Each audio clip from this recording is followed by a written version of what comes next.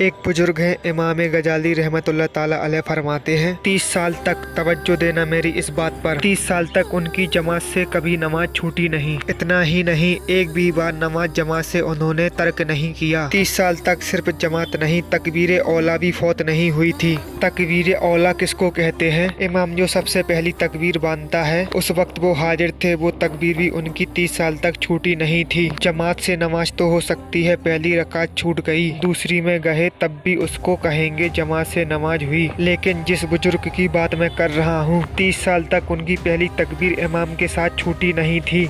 लेकिन एक बार ऐसा हुआ, मगरिब की नमाज में गए तो इमाम साहब रकात बांध लिए थे और उनको पहली सफ में जगह नहीं मिली। थोड़ी सी ताखिर में गए, 30 साल के बाद की बात कर रहा हूँ। पहली बार ऐसा हुआ, रकात नहीं छूटी पूरी, बस पहली तकबीर छूटी। इमाम की कीरत शुरू हो गई थी, उनको तीसरी सफ में जगह मिली। वो वापस चले गए घर में आकर नमाज अदा की, फिर इशा में नहीं गए। तो दूसरे दिन बहुत बड़ी खबर है ये किसी के लिए जो 30 साल तक पाबंद हो नमाजी, वो आज कहाँ गए, ये सबके लिए खबर बन जाती है। इमाम गजाली फरमाते हैं उस समय में एक और बहुत बुजुर्ग थे, उनको खबर लगी कि वो तो कल मगरिब में आकर वापस चले गए और इशा में आए भी नहीं। वो खुद चलकर गए उनके घर पर, कहा कि हुआ क्या है आपको, सुना है कि आप मगरिब में गए भी थे और वापस चले आए और फिर इशा में भी नहीं आए। उन्होंने कहा बात इतनी थी, 30 साल से मैंने नमाज की पाबंदी की, तकबीर औला भी मेरी फौत नहीं हुई। मगरिब में जब गए तो इमाम तकबीर बांध चुके थे, किरत शुरू हो गई थी, मुझे तीसरी सफ में जगह मिली,